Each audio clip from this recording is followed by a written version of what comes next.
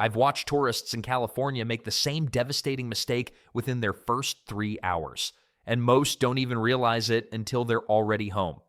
There's one thing every travel guide conveniently leaves out, and it completely changes how you should plan this trip. California will drain your bank account faster than a teenager with your credit card. I'm serious. Gas prices here run about $1.50 more per gallon than anywhere else in America. Why?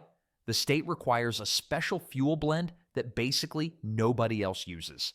So every time you fill up, you're paying a California tax that doesn't even show up as a tax.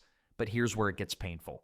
A basic hotel room in San Francisco or LA costs $250 to $400 a night. That same room quality in Phoenix? $120. You could literally fly to Arizona, sleep there, and fly back for less money. Okay, maybe not literally, but you get the point. And restaurants, 20 to 30% pricier than most states because California's minimum wage sits at $16 per hour, the highest in the country. Your breakfast burrito is subsidizing someone's rent, which honestly, fair enough, given what rent costs here. Now, the sneaky part. Those resort fees and tourism taxes that magically appear at checkout, another 12 to 15% on top of your room rate.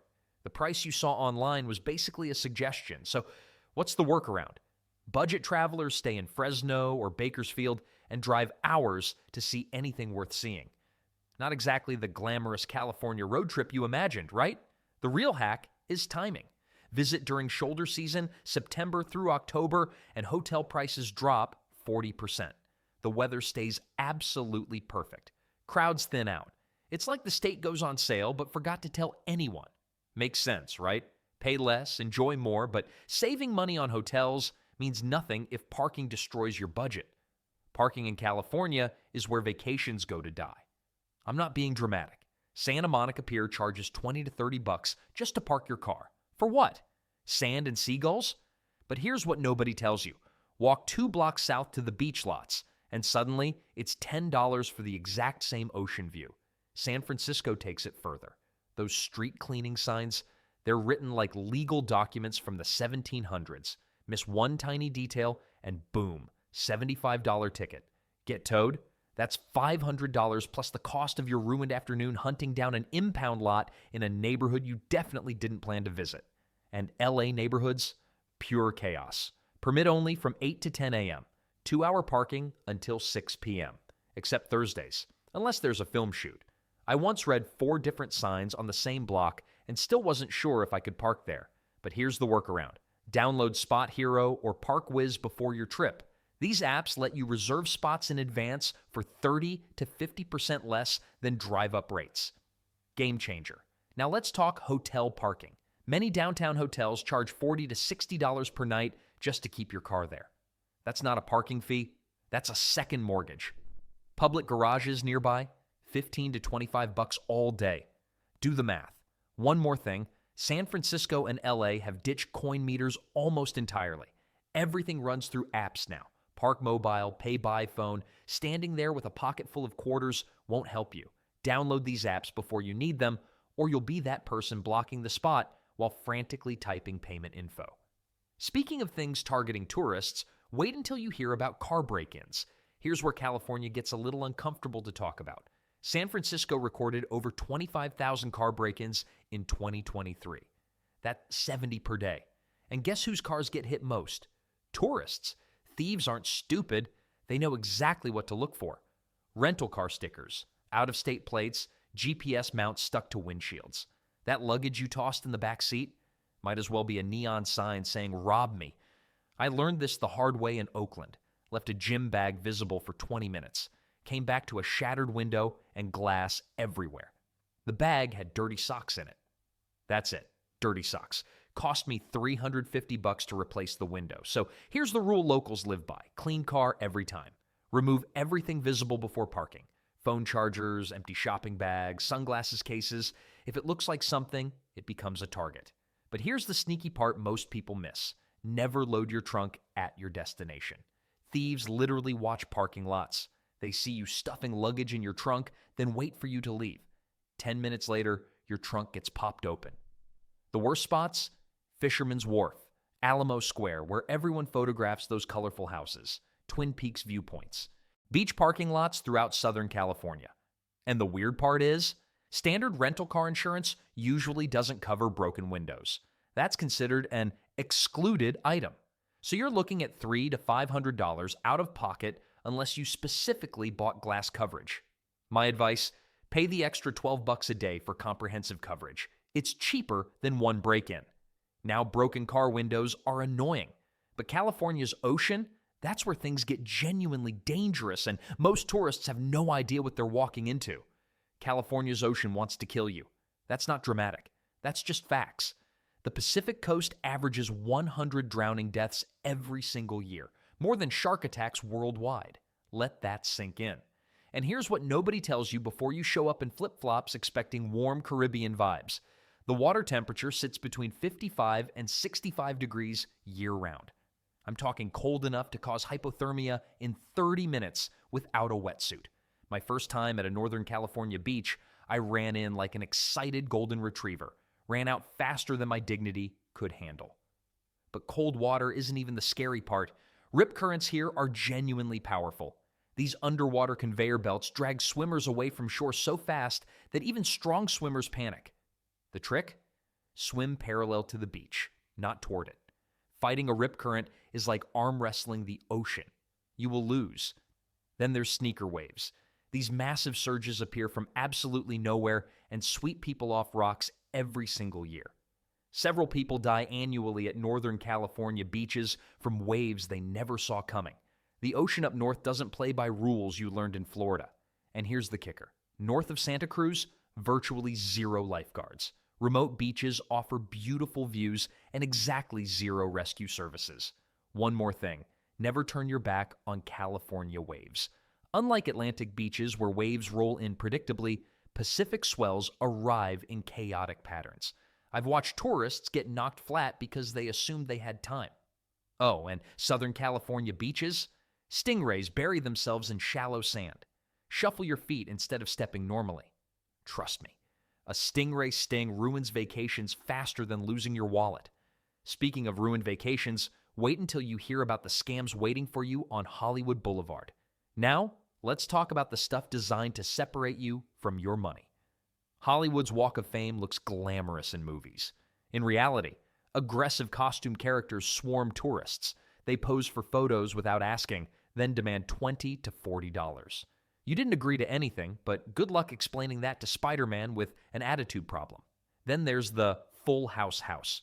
People drive 45 minutes across San Francisco for one snapshot of a private residence. The owners hate it. You'll feel awkward, and honestly, it's just a house. I made this mistake once. Never again. Lombard Street is the crooked street everyone wants to drive down. Sounds fun until you're stuck in a 2-hour line to drive one single block. Here's the secret nobody mentions. Walk to Leavenworth Street at the bottom. Same view. 2 minutes. Free. You're welcome. Venice Beach boardwalk vendors are basically robbery with a smile. Those unique California souvenirs, mass-produced overseas. $30 for a hoodie you'll find at Target for $8. And the weird part? Tourists fall for Ghirardelli Square every single time.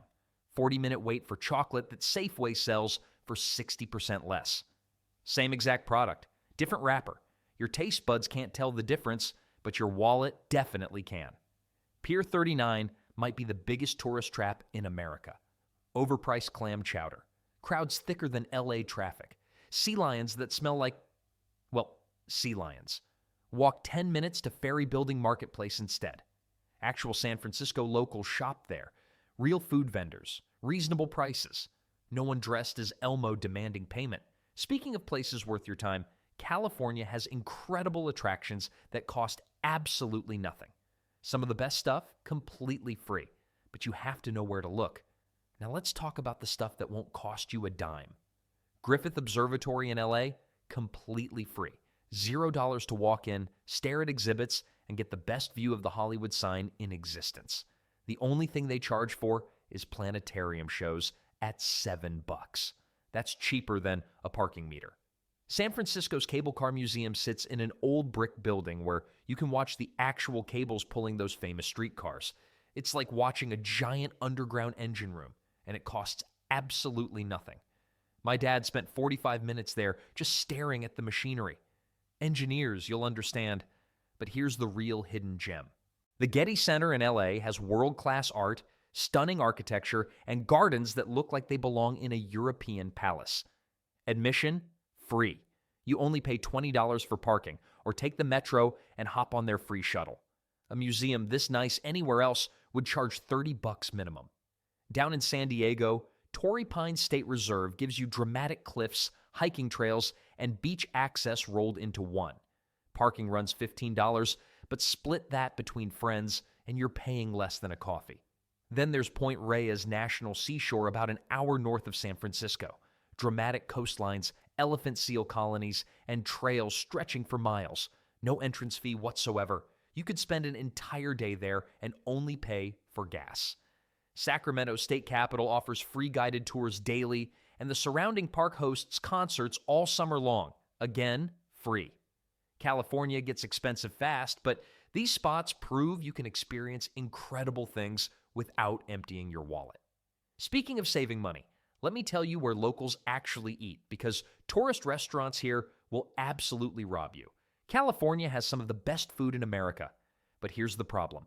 Most tourists eat at the wrong places and pay double for half the quality. Let me save you from that mistake. Swan Oyster Depot in San Francisco has been serving seafood since 1912.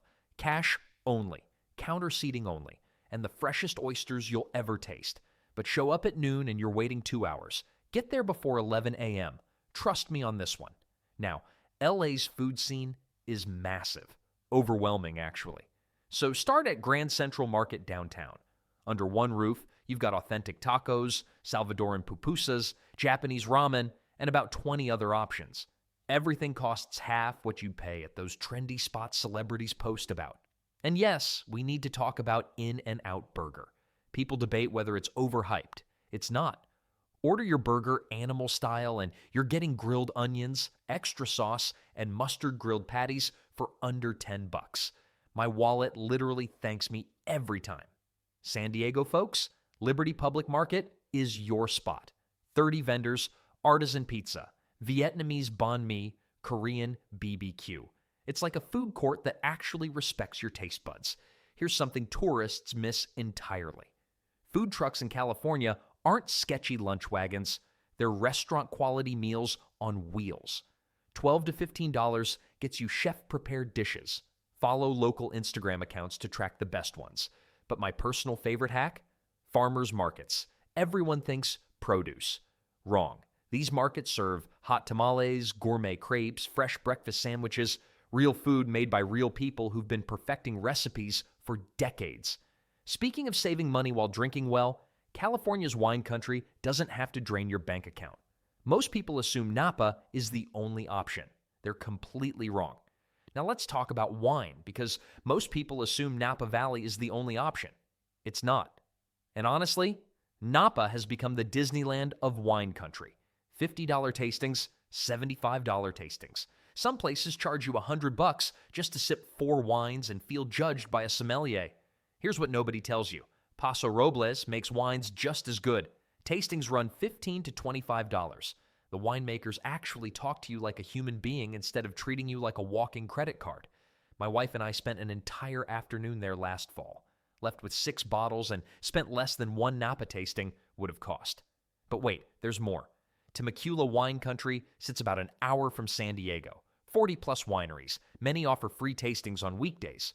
Free as in $0. Your accountant would be proud. Then there's Sonoma. The town square alone has enough tasting rooms that you can sample 5 different wineries without moving your car. Walk in, taste, walk next door. Simple. Here's my favorite trick, though. Most California wineries waive tasting fees when you buy a bottle. That $30 tasting becomes free samples plus wine for the road. Works almost everywhere. Santa Barbara takes this even further. Their urban wine trail puts 20-plus tasting rooms within walking distance downtown. No designated driver needed. You literally stroll from one to the next like a very sophisticated pub crawl. And Livermore Valley, 45 minutes from San Francisco. They host wine country concerts where $40 gets you live music and tastings all evening. That's cheaper than a mediocre dinner in the city. Speaking of saving money while seeing California right, there's one route that absolutely everyone talks about, but most people do completely wrong. Now let's talk about the drive everyone posts on Instagram, but nobody actually plans correctly. Highway 1 from San Francisco to LA looks like 6 hours on Google Maps. It's actually 10 to 12 hours of actual driving. And if you're rushing through it, you're doing California wrong. This route deserves 3 to 4 days minimum. Trust me on this one. Start heading south, and your first real stop should be Carmel by the Sea. This tiny town has more art galleries than stop signs. It's like someone took a European village, dropped it on the California coast, and said, "Good luck finding parking."